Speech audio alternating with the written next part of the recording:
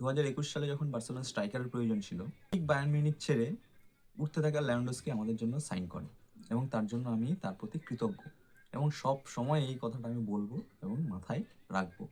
এবং Lewandowski greatest number 9দের একজন, কিন্তু বর্তমান সময়ে সে একজন ব্যাকআপ স্ট্রাইকার হিসাবে বিবেচিত হয় বলে আমার মনে হয়।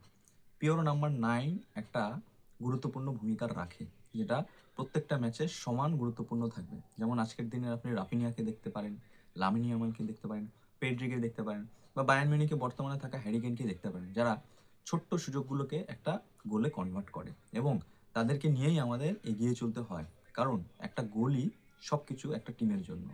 তো লেভানডস্কি বর্তমানে যে ফর্ম দিয়ে যাচ্ছে, সেটা একটা বিগ ক্লাবের জন্য কন্ট্রিবিউশনের কিছুই নেই, এটা আপনাকে মানতে হবে এবং এটা নিয়ে কথা বলা প্রয়োজন, কথা বলা জরুরি। ডেকো সাহেব বলছেন যে আমাদের নাম্বার 9 লেভানডস্কি আছে, তো আমাদের নতুন সাইনিংয়ের কী প্রয়োজন। লাপোর্তা বলছেন যে আমাদের রবার্ট লেভানডস্কির সাথে আরও 2 বছরের কন্ট্রাক্ট এক্সটেন্ড করা প্রয়োজন। আপনি যদি কালকে প্রথমার্ধের খেলা দেখেন, লেভানডস্কির ভূমিকা দেখেন, লেভানডস্কির কন্ট্রিবিউশনটা দেখেন, তাহলে বুঝতে পারবেন লেভানডস্কি আসলে তার প্রাইম টাইম শেষ করে এসছে এবং আজকে নয়, অনেকগুলো ম্যাচ, অনেকগুলো বছর ধরে সে এই জায়গায় ভুগছে। ঠিক এই একই কারণে কিন্তু আমরা লুইস সুয়ারেজকে বিদায় দিয়েছিলাম, কারণ ইউসিএলে তার কন্ট্রিবিউশন আমরা পাচ্ছিলাম না। লা লিগায় টুকটাক গোল করলেও সুয়ারেজ ইউসিএলে একদম ফ্লপ ছিল এবং সেও কিন্তু দুর্দান্ত একজন গোল স্কোরার ছিল এবং পরবর্তীকালে অ্যাটলেটিকো মাদ্রিদে গিয়ে সে লা লিগাও জিতেছিল। তো আমরা তো তাহলে সুয়ারেজকে রেখে দিতে পারতাম।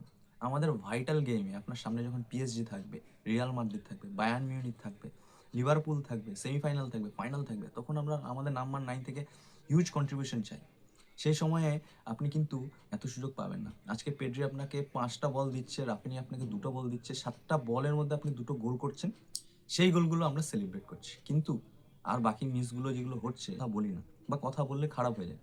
তাই সত্যি বিগ ম্যাচে আপনি এত সুযোগ পাবেন না। আপনার সামনে 2টো বল থাকবে, ফাইনাল বল, আপনাকে সেই 2টো বলকেই কনভার্ট করতে হবে এবং ম্যাচটাকে লিড করাতে হবে, তবেই আপনি নাম্বার 9-এর ভূমিকায় পাবেন। এবং আমি লেভানডস্কির শত্রু নয়, আমারও খুব পছন্দের একজন স্ট্রাইকার। আমাদের খারাপ সময়ে তার আশা এবং তার কন্ট্রিবিউশন নিয়ে অস্বীকার করার জায়গা নেই। আমি চাই লেভানডস্কি আমাকে ভুল প্রমাণ করুক, সামনে অ্যাটলেটিকো মাদ্রিদ ম্যাচ আছে, সেখানে তার কন্ট্রিবিউশন রাখুক, তারপরে হয়তো পিএসজি আসতে পারে, আর্সেনাল আসতে পারে, বায়ার্ন মিউনিখ আসতে পারে, রিয়াল মাদ্রিদ আসতে পারে, সেমিফাইনাল, ফাইনাল ম্যাচগুলোতে সে কন্ট্রিবিউশন রাখুক, আমাকে ভুল প্রমাণ করুক, আমি সেটাই চাই। রোনাল্ডো আরাউহো নিয়ে কথা বলা উচিত। রিয়াল মাদ্রিদে একই উরুগুয়ান আছে একটা ভলভার্দে, যে কিভাবে কন্ট্রিবিউশন করছে রিয়াল মাদ্রিদের জন্য, কিন্তু রোনাল্ডো আরাউহো আমাদের জন্য সেই জায়গাটা রাখছেন না।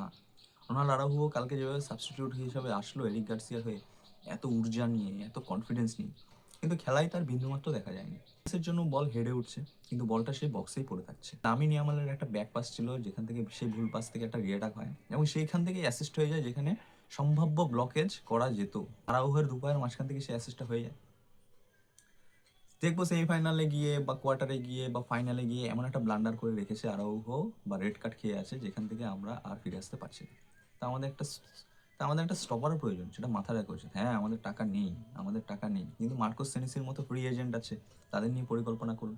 আলভারেজকে আনার টাকা নেই, তো নতুন ইয়ং ট্যালেন্ট যাদের ইনপুট করে এই দলটাকে রিকভার করা যায় সেই কথা ভাবুন। কিন্তু হানসি ফ্লিক ছিল কালকে মাস্টার মাইন্ড। হানসি ফ্লিক যে সেকেন্ড হাফে কি মন্ত্র পড়িয়েছিলেন আমি জানি না, উড়ন্ত football, clear fast football. Fermin Lopez একদম আউটস্ট্যান্ডিং। রাফিনিয়া ছিল একদম মনের মতো খেলা।